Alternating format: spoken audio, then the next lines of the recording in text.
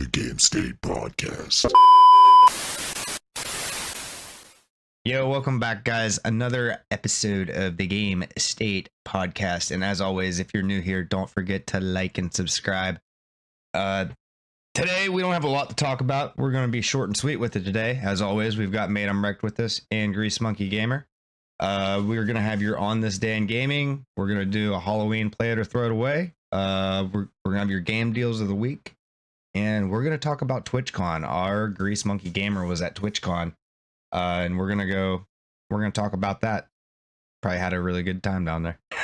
Oh, it was a blast. But on this day in gaming, guys, not a lot of old stuff came out, on this day, October 30th.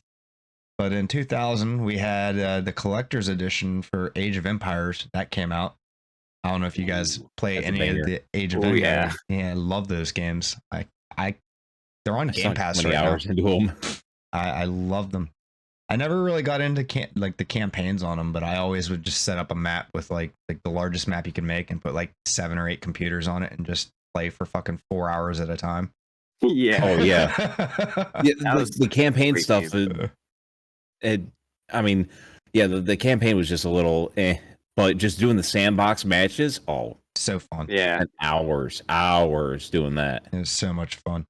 Then Me and my dad used to do LAN parties and have like a bunch of people come over with their computers when I was like really young. And this is like a time, like when my dad was, building PCs for a living, and fucking to have everybody coming over and playing Ages of Empires, just right a page out of my childhood. It's making me want to go on Game Pass and download it again. I kind of want to play it. Dude, I wouldn't mind getting Age of Empires 3 again. I never played 3. 2 was always my favorite, and I never downloaded 3 or 4 because I didn't want it ruined for me. 3 wasn't bad. 3 was actually pretty decent. I mean, 2 was. I would agree with you. 2 was pretty much the pinnacle. Yeah. 3 wasn't bad though. 3 added the mythology stuff to it. Yeah, I still enjoyed 3. 3 is a great game. There was a separate game they made called Age of Mythology too. They did. Yeah, those offshoot from Age of Empires 3. Yeah, I had that whenever I was younger. I didn't like it as much as Age of Empires, though. No, that one was a little off. It didn't fit the feel of Age of Empires. Yeah. It was just a little weird. Yeah, then in 2001, another, kind of sandbox-ish game in a way, Sid Meier's Civilization 3 was released. That was a fun game. I've played all the Civilization games. They're not quite as fun as the Age of Empire games because you're kind of more restricted to like turn-based, but yeah, still was something I like. I like strategy games, stuff like that. So also in 2001, Tony Hawk's Pro Skater 3 was released, and boy, back when that franchise was, at its top. Honestly, Tony Hawk Pro Skater 3 is, for the normal arcade version of the game, pretty much that was the control style. Like, they had dialed the control style in to a T. Yeah. Beyond that, they didn't really add, like, all the other stuff that they added just felt weird or gimmicky. Yep. I played so much of Tony Hawk Pro Skater 3, I played it so much I would consistently delete my game saves just to play it over again. It's funny.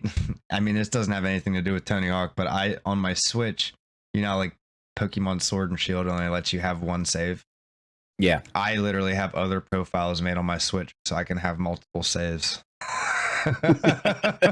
That's the nice thing that they have with the Switch, though. I really like that feature. I mean, that's a little tangent, but yeah, it's a good feature. But anyways, moving on to 2002. I'm not a big racing game fan, but I did love this game. This game had an amazing soundtrack. Need for Speed Hot Pursuit 2 was released. Oh man, that was a banger soundtrack on that game. And that between Hot Pursuit and Underground, like those were the best titles that came from Need for Speed. Yeah. Anything afterwards, I wouldn't touch with a stick. But man, those games were fire. Underground 2 might be one of the best. I would say Most Wanted wasn't bad. That actually came out on This Day in Gaming as well. I didn't put it on the list because I didn't want two Need for Speed games in there, but yeah, it also came out on this day. I'm not sure what year, but Well, the original Most Wanted that came out for the PS2, the remake, it didn't hit. No, didn't hit. No. Some interesting news in 2003. This is when Activision Publishing exercised its option to acquire the remaining 70% of the common stock in Infinity Ward. That's when that went down.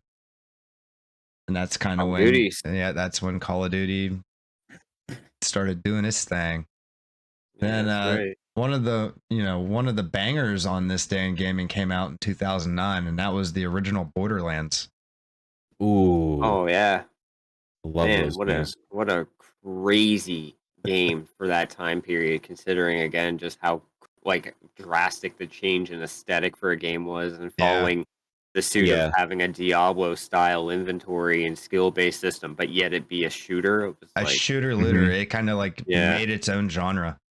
Yeah. And now there's tons of them. But I remember the hype around this game because it was like a holiday release. Like it was. But I remember the hype around it. Everybody was talking about Borderlands back then. But yeah, that's on This Day in Gaming. There wasn't a whole lot, and it was like the 2000s were the banger years for October 30th. Other than that, not a whole lot going on. But so TwitchCon, Grease. Yeah. So how was it? I gotta say, it was a blast. Wore me out. I mean, it took place in Vegas, and so I mean, Vegas is just huge. Yeah. Period. I want to go to Vegas. The only thing that saved us was the fact that where we stayed at the Link, and it had a monorail station right there. So we just took the monorail to the convention center. Then once we got to the convention center, we actually went and took the loop, which the loop is very cool. It's an underground tunnel system that runs underneath the convention center. And how you get from station to station for the loop is they have Teslas driving around. Oh shit! In the underground. That's crazy. And if you're a fan of like RGB lighting and everything, it's like a gamer's dream down there, because it was all the tunnels is just like straight up RGB. It was like you're driving through almost like a cooling tube for a PC. Yeah, if you have any pictures you want to show, go ahead and send them over, and I'll put them in the video for the podcast. I got a couple. I'm not the picture taker. Hey, it's fine. I was living in the moment, really. I don't blame you. I would too. I'm not that kind of guy when I go somewhere to like take my phone out and think, oh, I should take a picture of this. Yeah, it's not till after I get home and someone asks me about it. It's like, oh fuck, I did see that. Why didn't I take a picture of it? Yep. The expo floor. I spent so much time there. I did not spend any time in any of the panels for like the workshops that they had for streamers or anything else. I literally worked the expo floor almost the entire con, just going back and forth from booth to booth, checking stuff out, getting like free swag and like pins, and entering in a couple of different contests, and signed up for a couple sponsorship opportunities, even early game release stuff. They had so much there for just new and upcoming things for streamers and content creators. Elgato had a huge booth area where they were teamed up with Logitech. So you had like Logitech stuff where they were showcasing the light beam, the beam light, the Litra. Yeah. They were showing off their microphones. Elgato was showing off their key lights, their all the different Stream Decks, the Stream Deck Plus. They ended up giving away one of their brand new peripherals, which is the prompter. So think of like you're actually on a news, like you're actually doing the news, and the newscasters are reading from a teleprompter, where it's a little screen and it will give you a script or whatnot. You can take that and actually have your chat go up through that, and behind the little screen that you're looking at, you can directly put your webcam there. So as you're reading chat, you're directly looking into the camera. Oh, that's dope. It's super dope. You know how many times I've told like fellow like streamers and like always put your camera kind of close to where your chat is, so that way whenever you're reading chat, it looks like you're talking to your chat. Oh yeah, it helps with the engagement. Yeah, 100%. Yeah. I mean, my camera is literally like right next to where I have my chat normally, so it's like for me, I was like, I already kind of do it, so I wasn't like, I need to get it. But when they were giving it away, I'm like, damn, that'd be kind of cool to get. It's a weird pet peeve. I'll see some people streaming and they'll be like playing their game, and then they'll go to talk to chat, and you'll see them go. And for anyone who is listening on Spotify, I turned my head almost 90 degrees to the side, and all you could see was the side of my head, like side profile. Yeah, like that. That's the good side. But yeah, what's up, chat? like it's like, honestly, if you're gonna do something like that, at least give yourself another camera, so that way you can have a dynamic camera change. Yeah. When you're playing, and then when you go to a turn to address chat where you're actually talking, I could see doing that. Where if you have the ability to have extra cameras, at the Logitech, they also had a racing sim setup and a giveaway for the racing sim. Dude, those racing sim setups get crazy nowadays. Oh, dude, it's so nuts. Yeah. They so what they had you do was you'd sit in the racing sim. Now what they were showing was more of a lead in and to give like a casual player kind of a step into doing the racing sim, where they had, I think it was the Logitech 932 wheel, the G932, the wheel and pedals and everything, but they also had a folding sim like seat and stand, which was really cool. Where you sit in the seat, but it how you clip the steering wheel on literally sits on this railing, and you clip it over you almost like a seatbelt.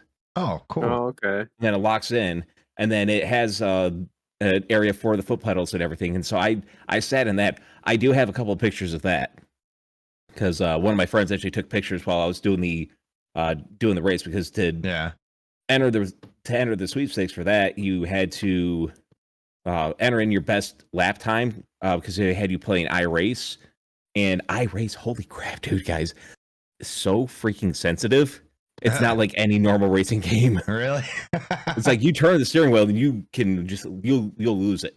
No shit. And I was racing on it was like the Florida Speedway, like an actual race, like NASCAR track. I remember back in the day on like PS2, I had like the little wheel. I can't remember what company it was made by, and like the pedals. And my floor in my bedroom back then was a wood floor, and like the little rubber things on the bottom of the pedals weren't enough to like hold it to the floor. So like I always had to like start sliding. It just slides away from me. I always had to like put it up against something, and it was just a pain in the butt to use, but it was fun. It was definitely fun. It was fun. I like to see, as a car guy and a mechanic, I like the fact that the whole racing sim has stepped up its game over time, because when they first came out with the steering wheel, you literally could just do a 180 degree turn. Yeah. So you really didn't have a whole lot of control of your steering and everything. And I mean, you had like one gas, one brake, no clutch for anything. Yeah. Until later games, now they actually have the clutch. And me, as a person who drives a stick shift daily, I love the fact that they included that. Yeah, back in the day, that you'd shift gears, there was just a button on the steering wheel. Yeah, a button on the steering wheel. Now with the newer ones, they have the paddle shift. Yeah, but you can also buy an accessory where it gives you the actual knob shifter as well. Yeah, I also find it really cool that like the wheel itself, right? Like the wheel that you might have had, or again, some of the earlier models, they didn't have force restrictions, so it was just like butter. You could just be. Yeah.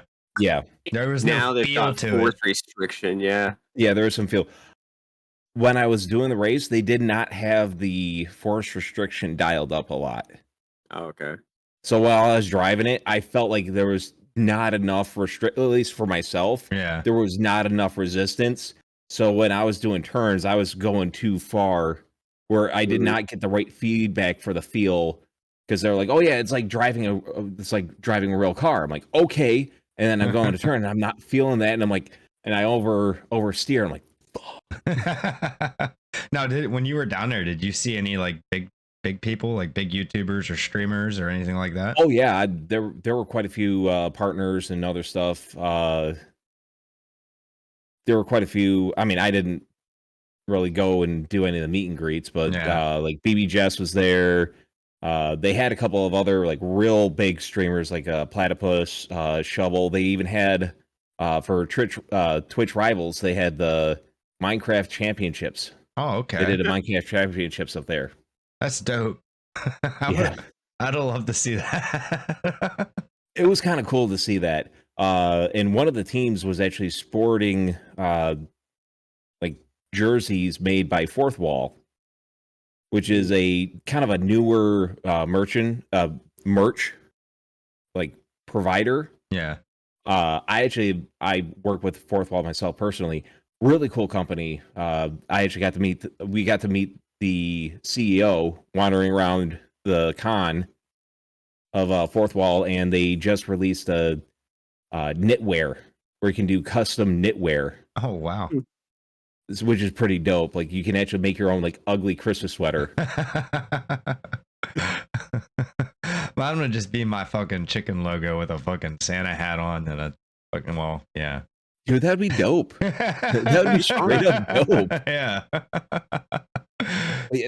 There was a lot of there were a couple other booths that were interesting. There was one place that was announcing this whole AI chatbot to help with engagement, where if somebody's typing, it's almost like you're pretty much it's like a ChatGPT or there was an app that I've seen where it's like you type into it and then the AI starts talking back to you and you become friends or whatnot. And so they had something for that for your chat to help with engagement. I thought it was interesting. That's a scary sentence to hear. It's like you start talking to it, and then you and the AI become friends. You know, it's kind of one of those. It's a scary thing. The AI. Thank you, AI, for subbing for 9 months. I mean, if the AI actually could sub, I mean, hey. No, there were a couple other like new innovative things that were popping up. Mix It Up Bot. They actually had it to where they're going to be doing an online version of their chatbot, to where you can have where you can give access to your mods, and so they can start making commands and adjust your chatbot on the fly. So while you're streaming or something, you think like, oh, we need to make a command for this or something. Yeah. If you have one of your mods and they have access to the bot, they can go into that bot with their own Mix It Up profile and just make it for you. Make it for you on the fly. That'll be convenient. That's going to be really cool. Because half the time, the commands I make myself don't even work. Yeah. It's just Cloud Ballot. Are you activated? For some reason, it just turns itself off. For some reason, I always have to go back to the website and turn it back on. I don't know why it does it, but it's annoying. Yeah, that's weird. The nice thing with Mix It Up Bot is that at first Mix It Up Bot was a legitimately on your PC. Yeah. You'd store everything on your PC, so you would not have to worry about connection issues or anything with a website going down. You literally is like, oh, stuff's not working. Close the app. Yeah. Reopen it. You basically refresh the bot, and then there you go. Yeah, that would be convenient.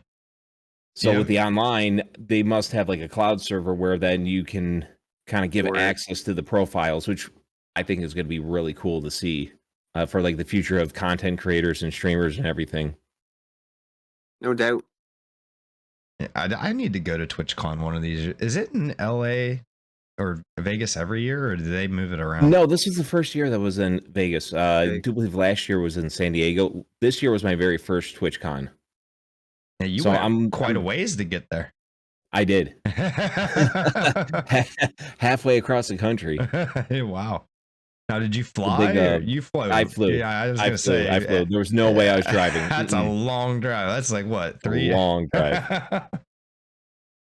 I mean, I'm used to doing long drives out west. I used to do that as a kid growing up. Yeah. Because I have family out west, but no. Yeah. I don't like Gotta driving 20 minutes to work. There ain't no way I'm making that. Yeah. No way. I do enough driving down to Florida once a year. Yeah, I couldn't do it. Driving stresses me out. I'm not about that life, but I would like to go to a TwitchCon. It would be fun. It's a great experience. I also purchased the TwitchCon party. So I actually went to the TwitchCon party, which was held at Area 15 in Vegas. Mm-hmm. And holy crap, that is a crazy place.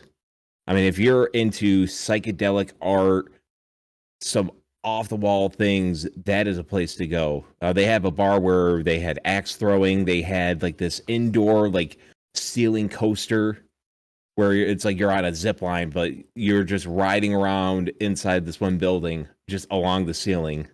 Oh shit! They had this other place called Omega Mart, which looks like a shopping mart. God. I spent nearly the entire time of the party wandering Omega Mart. Holy crap! What is Omega Mind Mart? blown. It's been on my hit list for almost the last 4 years. If you go, plan to just spend an entire day. Yeah. Just Because Omega Mart is like Yeah. Mart is literally like a video game in life. Because you walk in, I mean, and the thing is that in the shopping mart area, they have some of the weirdest stuff. Like they have and everything that is on those shelves, you could technically go and buy. Oh, okay. You can actually get like tattooed chicken. Where I mean, it's like fake food, but I mean, it's they have like a gummy pickle. What? It's like a cult like lore, and they built an entire store around this like ideology that they produce products that make you happy. Therefore, they can siphon the happiness from you to continue this Creating the product. Exactly. This ecology or the economy that helps feed the market itself within the store. But again, there's also secret rooms, and there's secret codes. There's secret like lore that's hidden through the store. So it would take like a good like a day or like again many visits over and over to kind of boil down. And if you can kind of get through it all, like you get some really weird cult secrets that you're like, oh man, I'm a part of Omega Mart's family at this point. Like, it gets. I'm gonna have to look this up. I didn't know anything about it. So cool. It's very cool. I mean, if you're tripping, holy crap! There's a couple of rooms. If you're tripping, holy crap! They even have a flash room where you have to crawl in, like literally on your hands and knees, crawl in past this curtain, and then you stand up. And it's black, and then every so often it flashes, like straight up strobe, like a camera flash. Yeah. And then once the flash fades, or when it goes off, it actually has cameras pointed like each direction. So if you're looking at a wall, it's actually taking a picture, and you see yourself on the wall each time it flashes. Oh, that's cool. Yeah. Like, there's so many cool things out there. They have a. It's like one of the secret things. You open up a freezer door, and it's a freaking hallway. Yeah. So many secrets. And at one point, you actually like get into the corporate office. Yeah. If you're interested, look up the Omega Mart food theory. Matt Pat does like a whole like breakdown and deep dive of what it is and like the secret lore portions of it. I've spent hours afterwards just being like, I need to go to Omega Mart. Yes, do it. Not to mention there was another area that I got to where they have like little stations where you play like a little, like a Simon Says game. Yeah. And it's like a little mini game where you're helping this little alien get through this factory, and there's like different obstacles. And it's a big board. It's like I'd say like a 12 by 12 square of buttons. And so each level, it lights up the buttons in that square, and you got to press them in the right sequence. Otherwise, if you screw up, then the alien has an accident, and then you just go all the way back to the first level. Oh, wow. Professional, Simon says. Oh, yeah. Yeah, I'm going to have to look up Omega Mart. I didn't know anything about this. Oh, yeah, it gets deep. That I would say that was probably one of the highlights of the TwitchCon. I'm very happy that they had the party there. How many days were you there, or how long was it? I was there. I was there for 3 days.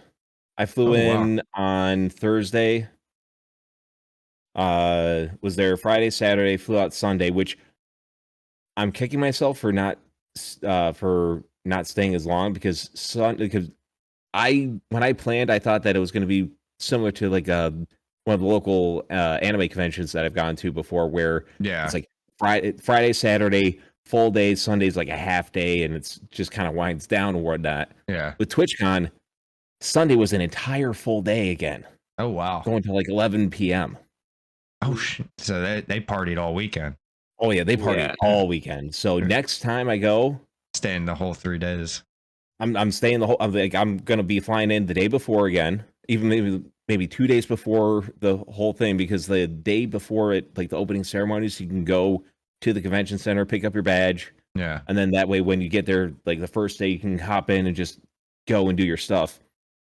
So get there at least like the day or 2 days before, and then probably leave a full day after as well. Yeah. Just to give myself time to enjoy experience everything in the con, not to mention have time to hang out with other friends that I end up meeting, like other streamers. And speaking of, you probably met a lot of people down there that you've met through like Discord and streaming and content creation. You probably met a lot of people. Oh yeah, I got to meet a lot of content creators and Discord friends there. It was very cool to be able to meet people that I've been talking to and hang out with in VCs for the last like 2.5, 3 years. Right. Yeah, there's a lot of people I'd like to meet. One of them isn't here tonight. We're missing Tuneablepower. He'll be back probably next week, guys. But I'm gonna go meet that man one day, and we'll do a podcast from his house. I'll be in the same camera frame. That'd be dope. But yeah, TwitchCon was this past weekend, guys, and our Grease Monkey got to go, and he had a lot of fun. Had a blast. I'd love to go, but it's probably not going to happen anytime soon. But until next year, maybe. I don't.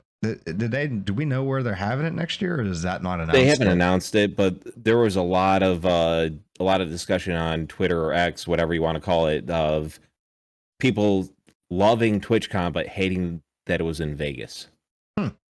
Like TwitchCon had a lot more positive reception compared to last year. Not to mention they announced that they are allowing multi-streaming. Yeah. Which is a smart move for Twitch in my eyes. It is, because now all those people that went to Kick, they can now just multi-stream and be on Twitch and Kick. Yep.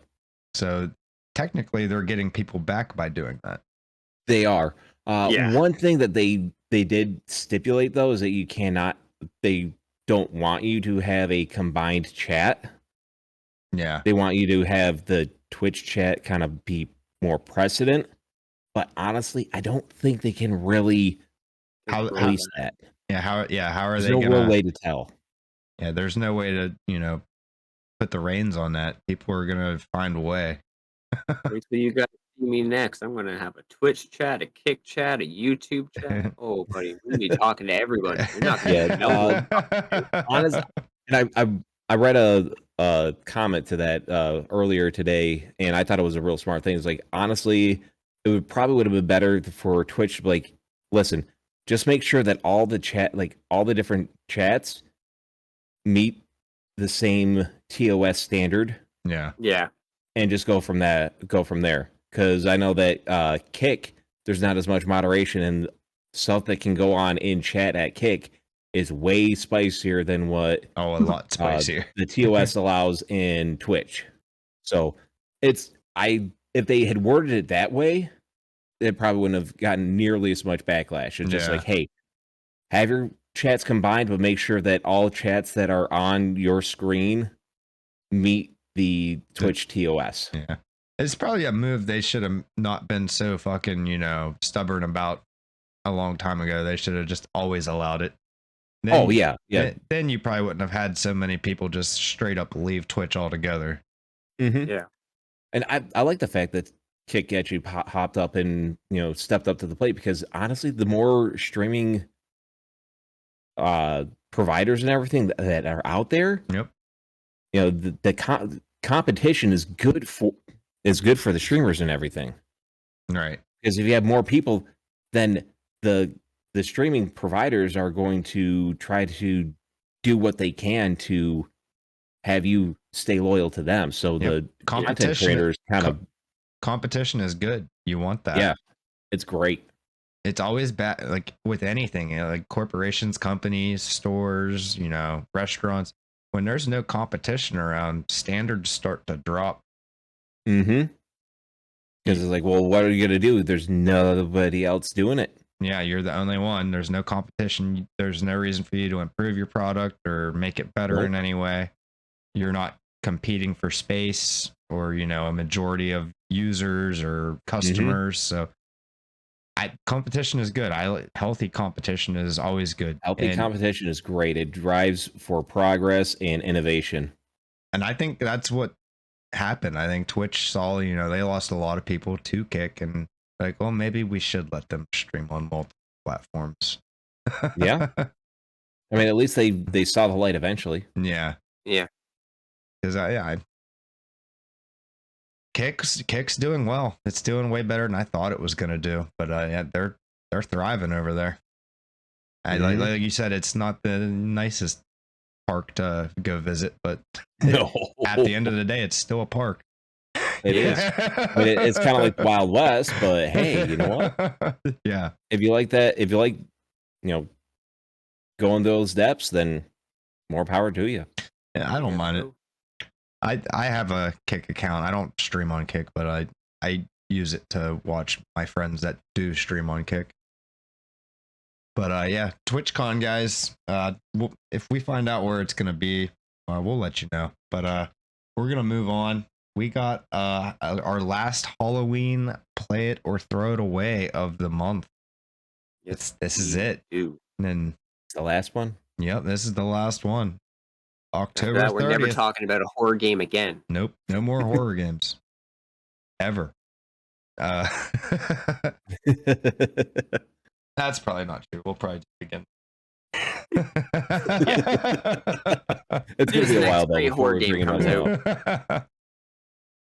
All right. Well, I've already spun the wheel. All right. So we are good to go. All right.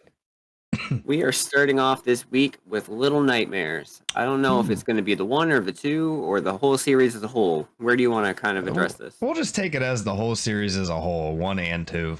Because, I mean, cool. It's similar gameplay, just different stories, but, whatever. I've not played these yet, but all I've ever heard is that they're really, really good. And I've watched people play them. I like the art, the aesthetic of the game. It's kind of like soothing and kind of creepy at the same time. It's cute and nasty at the same time. It's weird. I don't know how to describe it. But the puzzles look fun, like trying to figure out how you take this little tiny character and maneuver around this giant world to figure out these, where you're supposed to go. And it looks like a lot of fun, so I'm gonna go ahead and play this one. And I intend to play it. It's actually on sale on Steam right now. I about picked it up earlier. Little nice. extra deal of the week A already. little extra one, guys. That was, a sneak peek. This is your steal of the week. I with Little Nightmares as like a series, I won't address, I guess, either game in depth, but I've seen Tunable play both of them actually, and they are really like cool games as far as being like an indie developer and having like a huge like reach of an audience. I wouldn't have expected it from Yeah. a title like this, but again, I think it's a lot to do with the fact that because there's this like reach of a story that you don't really expect to get. You expect it to be Yeah. like, again, like an indie game. Yeah. It's like you're running through platforms, you're doing what you're doing. But it does. It offers like a pretty significant story from the first and the second game.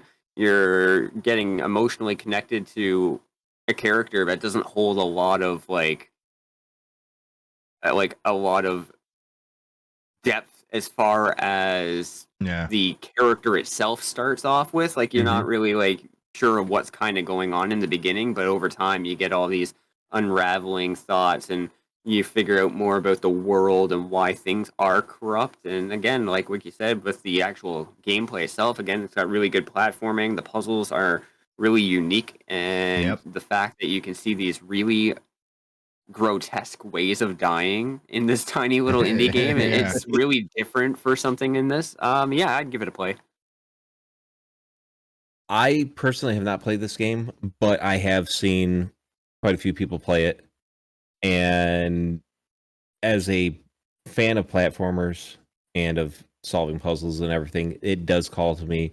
And the fact, I also like the fact that it's not just it still gives you the creeps, and it does have some interesting ways of where you die, but it's not just pretty much just gore fest. Right. And I like that breath of fresh air into the horror genre, where they don't have to rely on just the pure grotesqueness of gore and violence just for violence. Yeah. I would give this a shot. It's cute I'd and play it. creepy at the same time. It's weird. Yeah.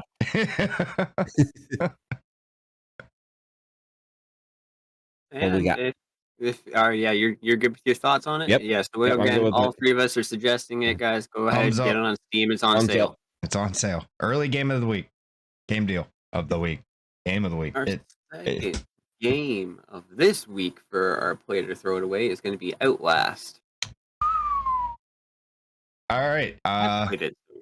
I'm gonna throw this one away because I'm a pussy. I've watched people play these games. This is one of those games where I will not sleep well if I play this game. I will be up all night terrified. It's full of fucking jump scares and just just Isn't this the one where you have the camera? yeah, and the battery it's goes like dead night and room? shit. Yeah.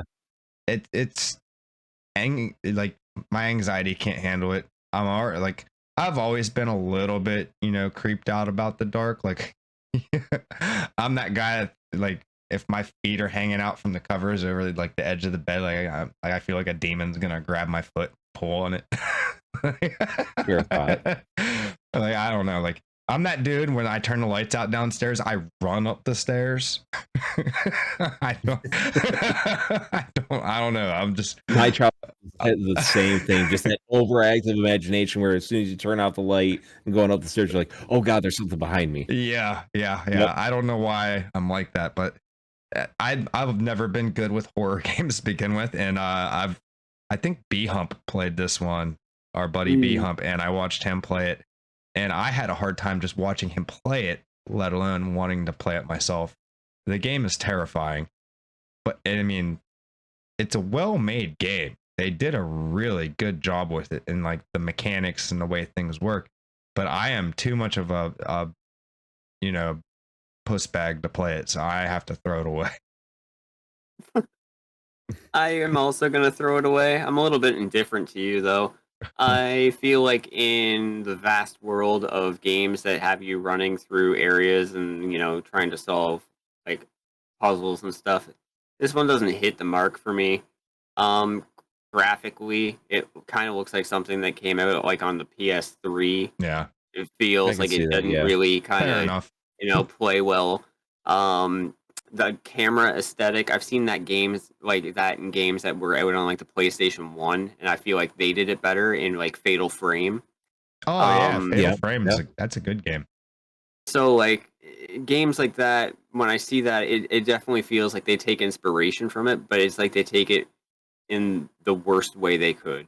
And again, there's like not a lot I feel like that this game is going to bring me as far as longevity. Even like going through it the first time of seeing people play it, like B-Hump and stuff, like Yeah. I felt like I seen enough through one playthrough, not even like the full playthrough, just seeing him play through like a couple of like hours, being like, yeah, Yeah. I've seen it. All right. Yeah.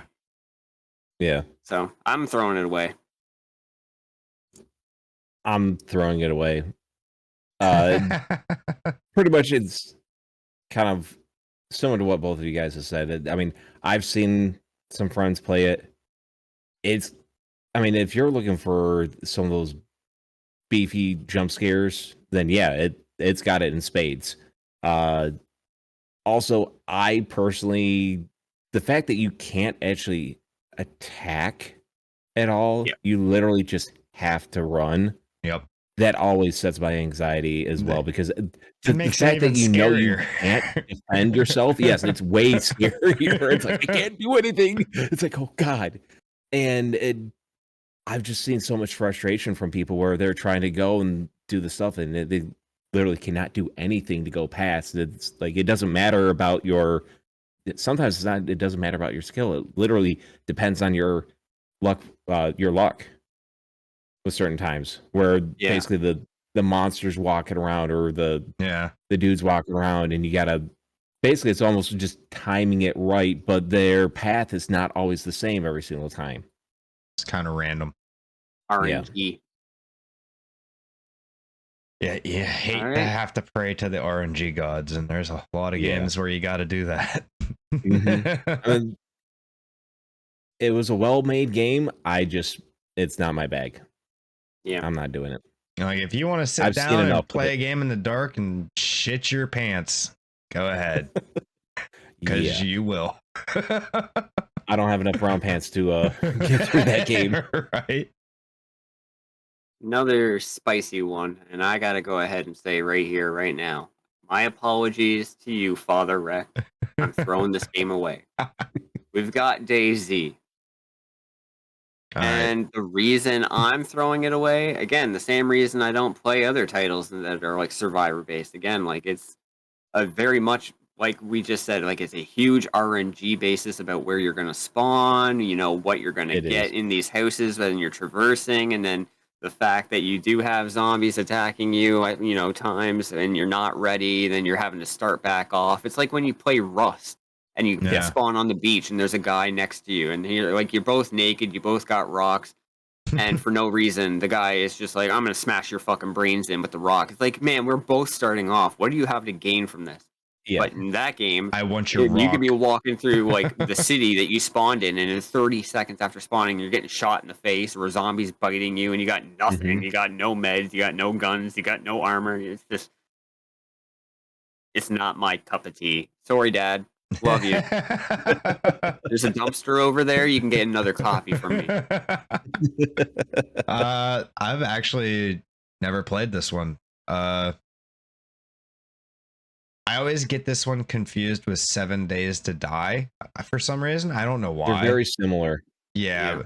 They're very similar, though DayZ, I feel like, is a little bit more graphically advanced. 7 Days to Die is the one that significantly. has more of a crafting element to it too, doesn't it? Yes. Yeah, Okay, you're yeah. building up like buildings and apartments to try and survive a raid type of Yeah. situation.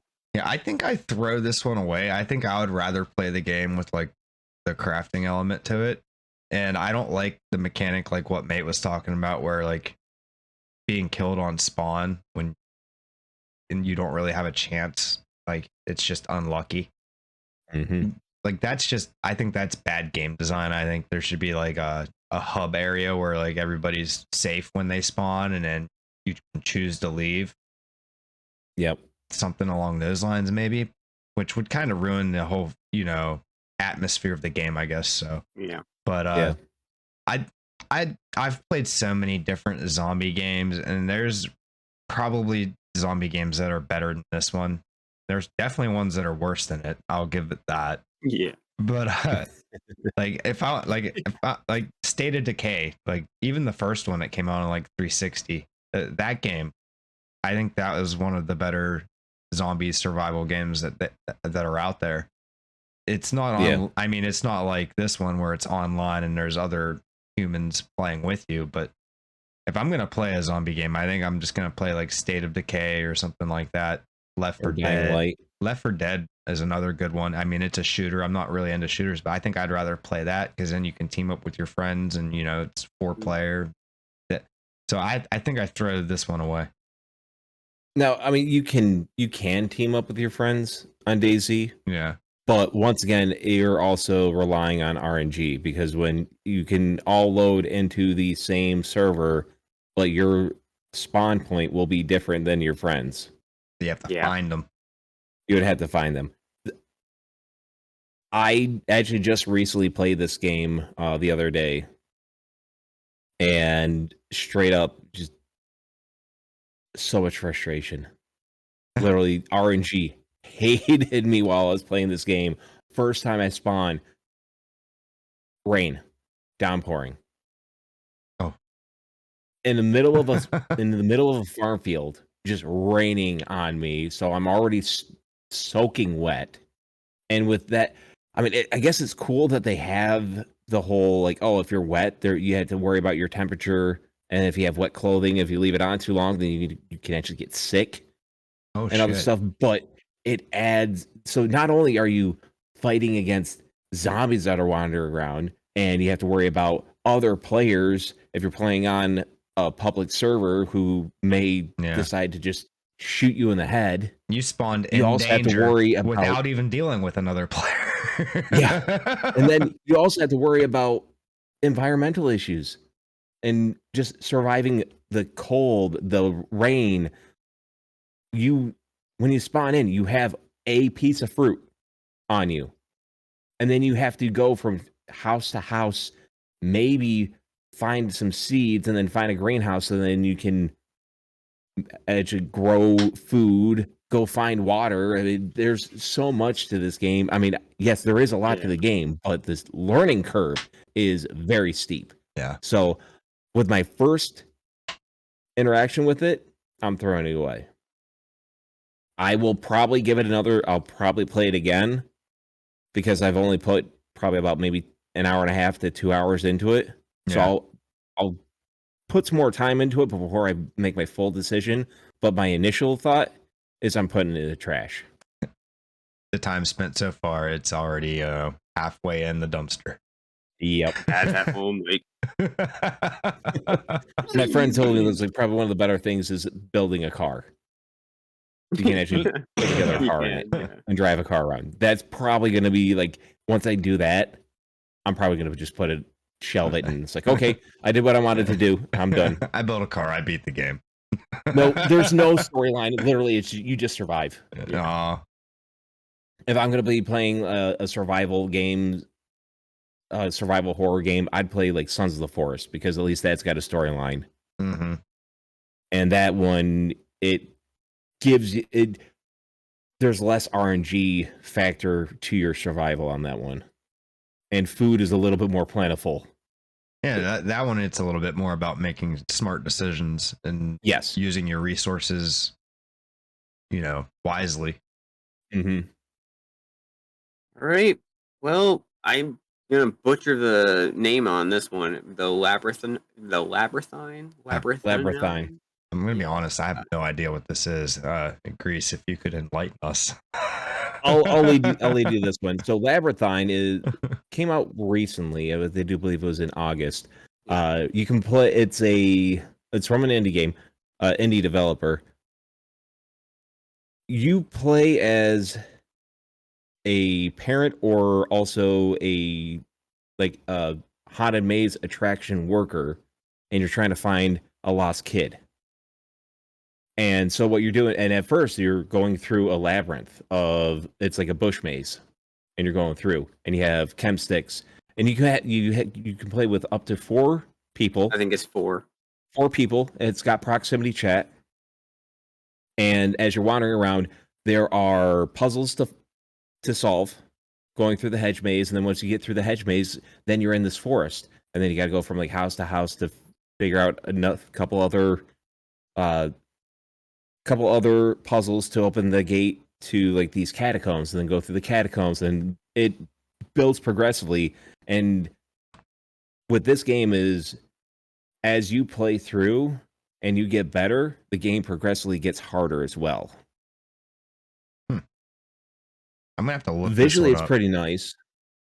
The proximity chat is always fun. Yeah. I personally would like to play this. I'm a fan of being able to play and have the proximity chat and everything. I'm also devious by nature, so I like to get behind somebody and just shout in their ear every so often and scare the ever-living Jesus out of them. I'm not gonna lie, I do have a lot of fun with proximity chat in games. It's a fun time. Yeah. Get myself in trouble though. With this one, once again, you can't attack the monsters, but they also give you areas where you can hide. Yeah. Yeah. You can get away if you are smart with it. And then there's also, you get lives as well. You have so many respawns, and then if you run out of respawns, then you got to start over. But the puzzles are very fun to do. So it gives you a storyline, and it gives you a new experience each time you play. So it's kind of a roguelike almost. Yeah, it's roguelike in that respect, where the maze is different. I think some of the puzzles are the same, but the solutions for them, the layout and everything, are slightly different each time you play. All right. Based on what I just heard, I've never played it. I'm gonna look it up later. If I change my mind after I look it up, I'll make a video about it and say that I screwed up. I'm gonna go ahead and play it. I think I'd give it a chance. Sounds like fun. I'm not sure exactly, because I've never even seen the game. I've never seen a trailer, nothing. So, but it sounds like fun. I love me some puzzles, and who doesn't love a good hedge maze? Let's be honest. And this one is currently on sale as well. Oh, 2 game deals of the week. Let's go. We only need one more, and then we can skip that whole segment.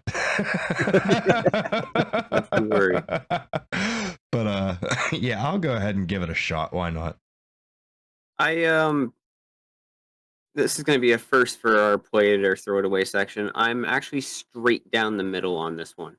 So I would play it, but there are some kind of strict go-tos I would need to have in order for me to want to play it. Because it is one of those games where you don't really have much of like a single player aspect to it. Yeah. Again, like I'm sure you could do this, but it would be really boring by yourself because you're lacking the experience of having the prox mic and having shout outs from people to help you out. So if I had friends that were going to be dedicated to play it and we were all having a fun time and doing it, maybe we were streaming it and we were getting content out of it, something more, I would say yes, because again, the procedurally generated layouts and having the different monsters that pop up, again, it's not the same monster every single time. So you do get like this various experience that you can do a couple of different times. But if I was playing this by myself or if I was playing online with randoms, then I'm going to be facing the fact that there's going to be people that have done this so many times and they're going to be expecting a result because they know what to do. And then you're also going to be on the other side of it, where if you get a little bit of experience, you're playing with a newcomer who has no idea what they're doing whatsoever, and then you're getting mad at them because they're not doing it, or no one's using the prox mic and you're just running in separate directions. Somebody's getting killed, you have no idea what's going on, and then the whole thing is a bust because it's just like, well, this never worked out. You get stuck. So if I could lean one way, 3 known Mike Andys. Exactly. So if I had 3 other friends that were going to play with me, and again, we all we're going to have a fun time and it wasn't like a serious thing, yeah, it'd be a great time. Yeah. If I didn't, I'm throwing it away. So right down the middle. I think that'd be a fun idea to to try. Maybe we all get the game and give that a shot. Yeah. Not All a bad right. idea. Next one on the docket. This is a bit of a newer release. This one's called World War Z. So from the same, background for the movie picture that came out. Again, World War Z is the apocalyptic world in which the zombies take over, and they're like not your typical slow walkers. These things are like running and climbing on top of each Yeah. other and making like almost like sporadic, walls of just zombies and running on top of each other. And it's like a thing where you're just trying to survive, and it translates really well to the game because again, where it's a newer title and they can Yeah. afford to have some higher graphic fidelity and hardware to support the amount of zombies. Man, you could have like I've seen 3, 4, 500 zombies running at people in this game. It is a Wow. multiplayer as well online, and there is a storyline to it. So again, you're doing a bunch of missions, and then as you're progressing through it, you're getting various characters and weapons and stuff that you can get like more, I guess, like attachables and stuff. And again, just the aspect of having like 500, 600 zombies coming at you at once. It's like so much that you can either be overwhelmed or just be like, I've got my minigun and just blowing again thousands and thousands and thousands of zombies down in like a quick 9-10 minute mission. You're Yeah. off on the helicopter and you're on to the next one. The real question is Brad Pitt in the game? I think they have a character like, but I'm sure for having his likeness in the game would cost a couple of dollars that Probably the developer might not be able to spare. For that one, yeah. I mean, it wouldn't be the first time that there's been a known actor to lend their likeness to a game. Norman Reedus Yeah. in a couple of games, but Brad Pitt, I feel like he's on a different list. Yeah. Yeah. I don't think he's gonna be in the game. I think I would give it a shot. Then again, like I said earlier, a lot of zombie games out there. Some of them good, some of them bad. I usually give them all a shot. It usually takes a little bit before I decide if I like it or not. I would compare this to like just for like other game comparables. I would compare this to being the third person version of Left 4 Dead. Okay, then yeah, I'd play it. I'd give it a shot. If you can play it with like in a team with your friends, and yeah, I'd play it. I would give it a shot. I have not played it, but listening to the scale of it and everything, that just hearing about it, I was like, you know what, that sounds kind of cool. I haven't experienced that in a game before. I know that Days Gone has something similar with the hordes and whatnot, but that's more of a single player. Yeah. So the fact that World War Z has the multiplayer function and you can team up with your buddies, that speaks to me more than Days Gone. So I'd give it a shot. Yeah. I started playing Days Gone and I didn't get very far. I think I put maybe like 2 hours into it and just lost interest. I got it for free and I never played it once. Like I said, like, from what I've seen of the gameplay in that and the hordes, I mean, it looked kind of cool, but to me, it just looked tedious at times. I've kind of just gotten like desensitized to the whole zombie thing. Like I'm over it. All right. Well, that brings us to our last game, and it is the mother load of the best zombie game, best zombies games that have ever come out. And I can say that confidently because I am #1 fanboy. Call of Duty Zombies series, no specific title. We can Any go of from 'em? World at Okay. War all the Okay. way up to Modern Warfare 3, whatever you want to say. This is my hands down favorite zombie title that has ever come out because again, it's not like this game where you have to be like super, derived to being like either really story driven or really gameplay driven. It's a great mix of both. You do get story contributions and secret quests that gives you an idea of why the zombies are there, what's Yeah. going on with these characters. But in Yeah. the meantime, you don't care about that? Don't worry about it. Go Just- do like 15 rounds of just mowing down zombies, getting perks to upgrade your speed and reload capabilities, getting superpowers, smashing, your gun into a pack-a-perk machine and just pumping out lasers. Like, again, in all the levels that have come out from these games for the last 10 years is incredible. I can't say enough, man. The Call of Duty Zombies is an instant play. I would play World at War, Black Ops 2, 3, Cold War. Love them all. I'm gonna say play because I've not played many of these zombies or a lot of these maps, but I did love the World at War Zombies, the very first one. Me and my cousin, like, we played it religiously. And we even had like a little tradition, like on Christmas Eve, he'd come over and we would sit here and drink a fucking case of beer and just play zombies till like 2 in the morning. That's all we did, just round after round after round. Can we get the fucking ray gun? There were a few times where me and her both had ray guns, and I can't even. It's been so long since we did that. I can't remember what the highest level we got to was, but I played a little bit on some of the other ones. And they didn't hit me at like the first World at War one did, but I would still go back and play the one on World at War. That I loved it. I would still go back and play it. So yeah, I'm gonna say play. I'm gonna play it. Mainly just it's kind of one of those iconic play types for like the Call of Duty stuff and those style games where you can just hang out with your buddies and it's like screw playing like ranked or whatever. Let's just go kill some zombies and just have a blast doing it. Mm-hmm. And they did that really well with a lot of the animations and the pacing for the zombies and everything. It just has that good feel to it where it's just it gives you enjoyment even if you're not like a huge zombie fan. If you enjoy the shooters and that it has that pacing, it gives you that right amount of worry, but you also have the ability to pull yourself out of those like tight situations as well, and which kind of builds the hype and makes you want to play more. Yep. When you barely survive a round. Oh yeah. It's like, all right, you get the windows on that side, I'll get the windows on this side, and then you hit the box, I'll wait till next round. Yep. Because you only got so much time for that box to fucking do its thing.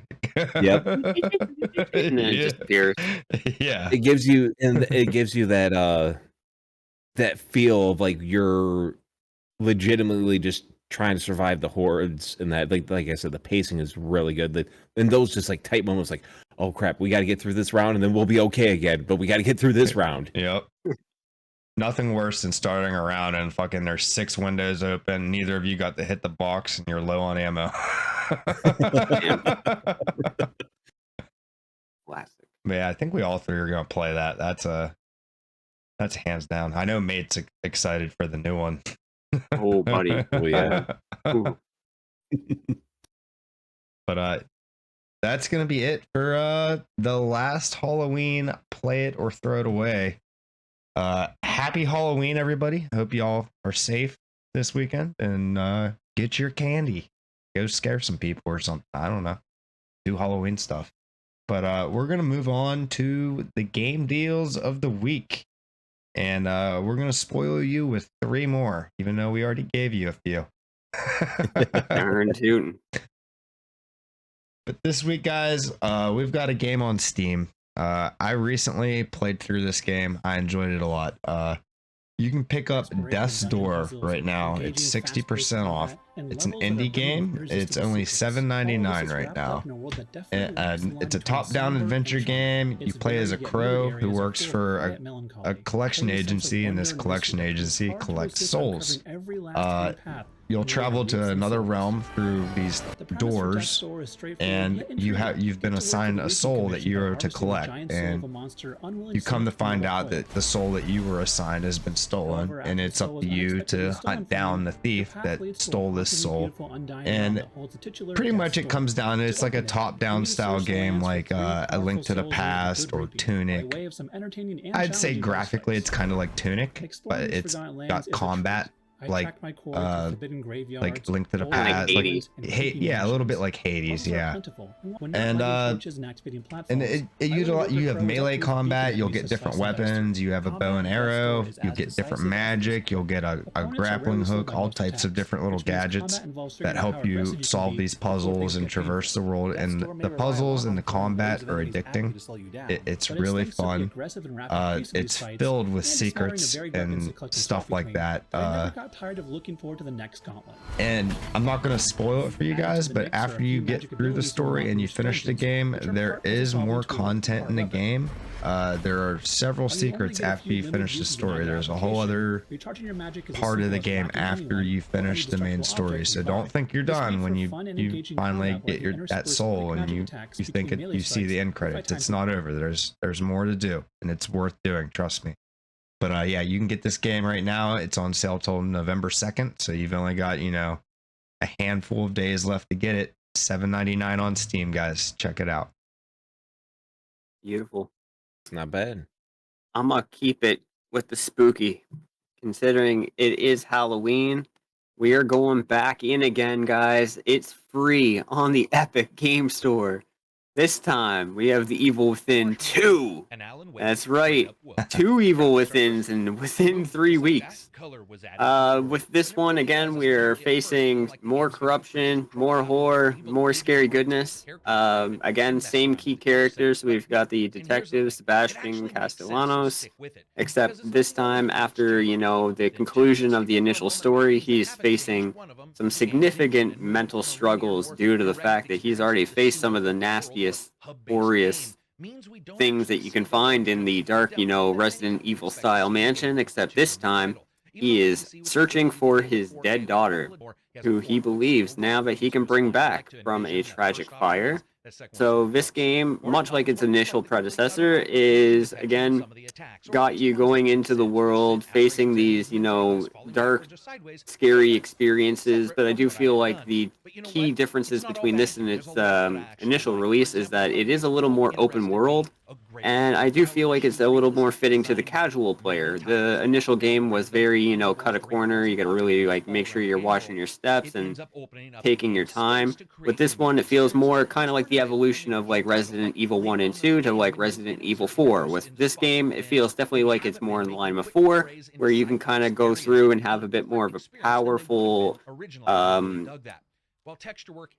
inventory to have more guns available. There's more encounters, but you also have more ammo, so it feels more action RPG rather than it does a direct horror experience. So again, it does give you the same level of suspense and psychological twists.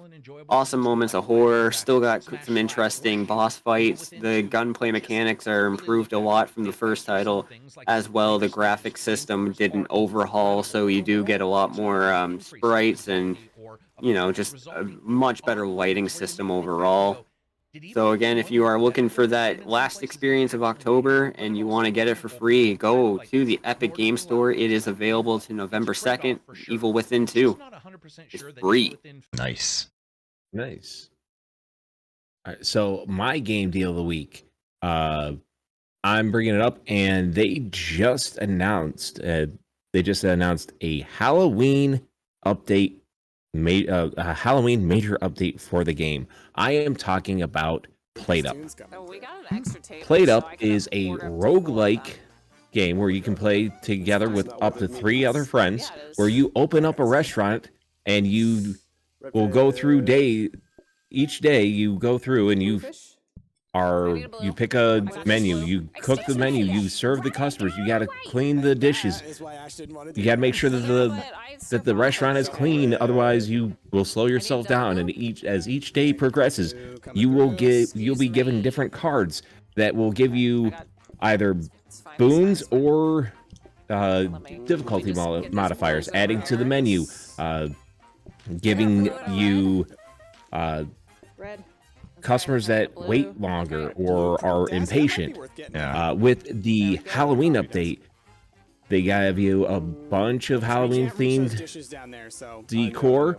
They have a whole slew of trick cards, which are difficulty modifiers, where it will give you extra little spooky things where your guests can randomly catch fire. You can upgrade some of your kitchen equipment to where you have like a set of knives where you can upgrade it. Now you have ghosts cutting your vegetables for you during the Halloween event.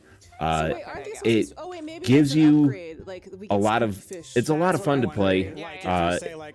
I myself currently have over 100 hours into it. You hop in with your friends and you try to see how long you can make your restaurant last. The main goal is to last for about 15 days, and then you can franchise.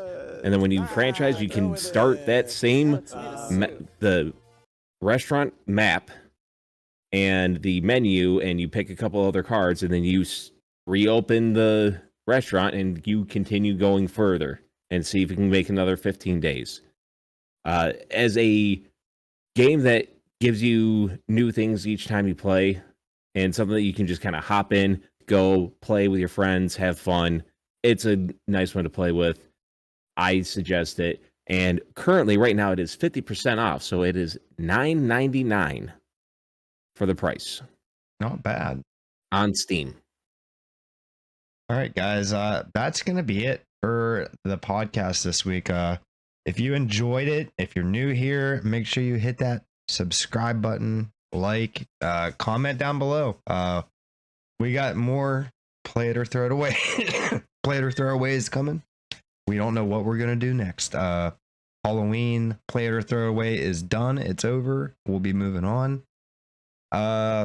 We got a lot coming up. The year's not over yet. That you guys, I don't know if you can hear that. My dog's down at the bottom of the stairs crying. So we're gonna wrap this up. That'll be it for today. We are out. Peace out, guys. See you on the next one.